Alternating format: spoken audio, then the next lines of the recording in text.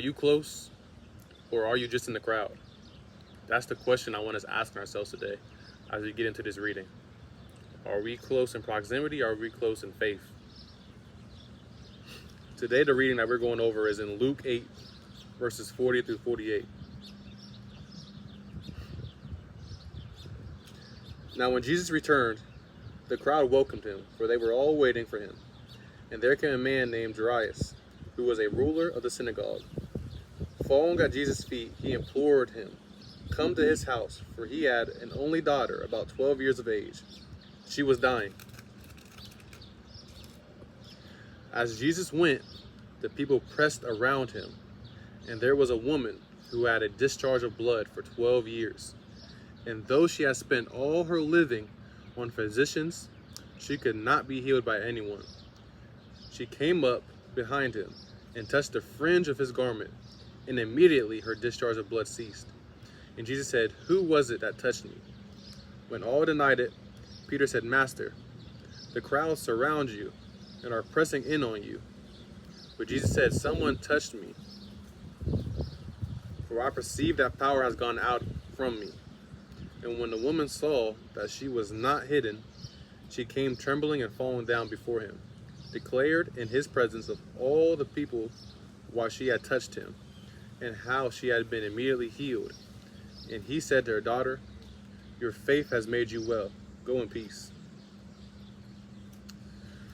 When we often read the Bible, we often see ourselves as always the person being saved, always the person receiving the healing, always the person receiving the blessings, the mercy, the grace. Few times do we actually realize, though, and receive conviction that sometimes we're the people that are in the crowd.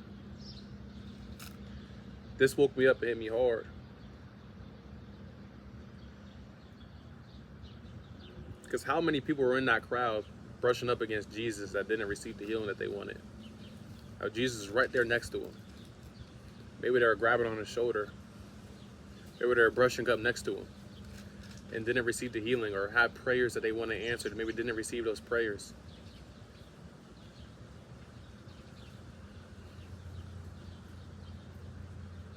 Many people were touching Jesus, but only one was identified that we get from this passage right here.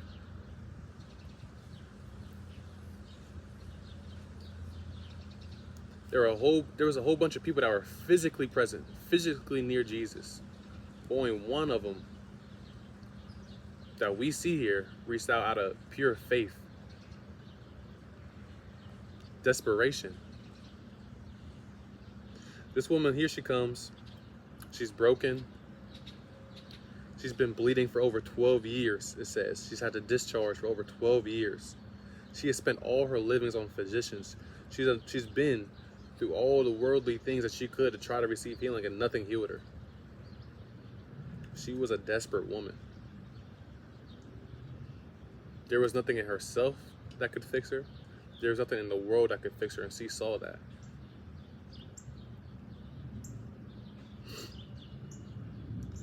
While everybody else was pressing up against Jesus, touching him physically, grabbing at him maybe even, they didn't receive what she received, and she could only touch the hem.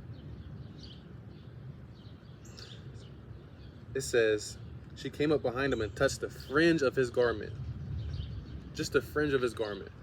She didn't touch his skin. She didn't grab on him. She was able to touch the fringe, desperately reaching out for him. And right then, Jesus stops and turns, and he feels power leave out of him. He stopped and said, "Who touched me?" And then Peter denied him, saying, "Master, the crowd surround you. They're all pressing on you." But Jesus said, "Someone touched me, for I perceived the power has gone from me." She didn't just touch Jesus. Her faith moved Jesus.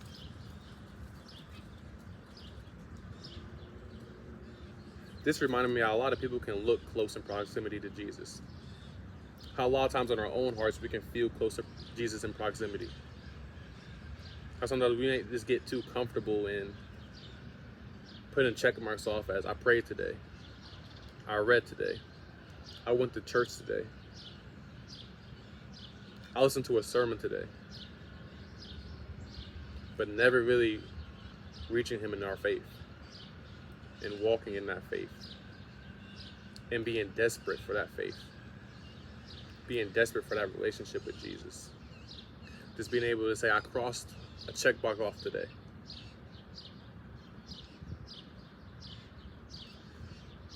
But yet this woman who at time would have been looked so down on,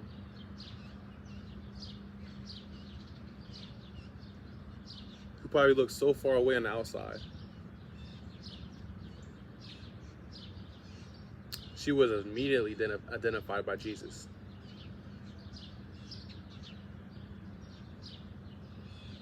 He said, but someone touched me, and he perceived his power went away. And when the woman saw that she was not hidden, she came trembling and falling down. She came humbly to Jesus, declared in the presence of the people why she had touched him. Now she immediately was healed. She was able to repent, realize how much in need she was for Jesus. And then she gave her testimony to the people. And he called her daughter and told her, your faith has made you well. Go in peace.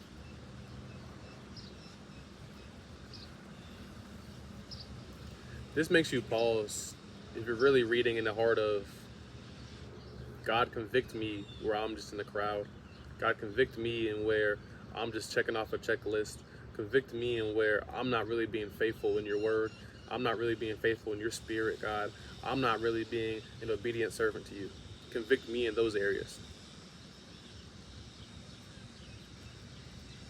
Because being in proximity with Jesus isn't the same as being identified by Jesus. I don't want to just be, I don't just want to appear godly. I want to be in the proximity of Jesus. I want to be in his presence. I want to be able to sit in a room and feel him around me. I want to be able to see his face. I want to feel the warmth of God, the peace of God. Sometimes we get caught in the flow of just wanting to look like we're around God. Even just the world want to look like everything is fine. Everything looks like everything is okay. Like everything in your life is perfect. And this theme echoed. It reminded me of what Jesus said in Matthew 7, verses 21 through 23, where it says, not everyone who says to me, Lord, Lord, Lord, Lord, will enter the kingdom of heaven, but the one who does the will of my Father who is in heaven. On that day, many will say to me, Lord, Lord, did we not prophesy in your name? Did we not, God, talk about you? Did we not preach about you? Did I not bring up your name and cast out demons in your name? And do mighty works in your name? Was I not healing people? Was I not out in the streets feeding people, feeding the homeless? Was I not out visiting those in need and helping them? And then I would declare to them, I never knew you. Depart from me, you workers of lawlessness. This is the call that's having pure, honest, desperate faith. Not just status, not just appearance, but real effort. Because that's what Jesus responds to. It's your heart in it, your heart posture. Where's your heart at? Yeah, sure, you gave that person $500 when they needed to go fix their car. But did you do it out of love, or you do it out of just to do it? Where's your heart at? You follow Jesus to get you a free ticket out of hell? Or you following Jesus because you love Jesus? You want to get to know Jesus. You want a personal relationship with Jesus.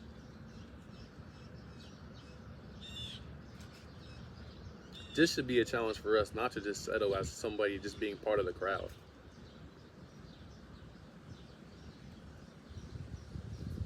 To deep dive and see how dramatic your need is for Jesus Christ, for his salvation, for his presence, for a relationship with Jesus.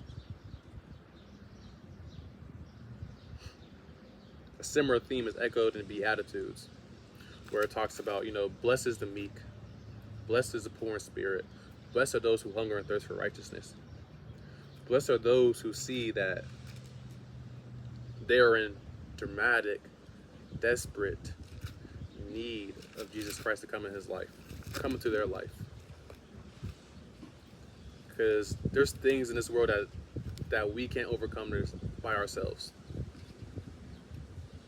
That there's a greater need that I can't fulfill for myself, that a single man, woman can't fulfill for myself, and there's something that nothing in this world, that the world can't give me, that only Jesus can give me.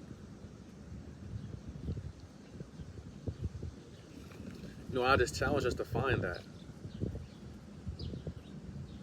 and be honest to ourselves, to where we desperately need Jesus to fulfill something that we can't fulfill.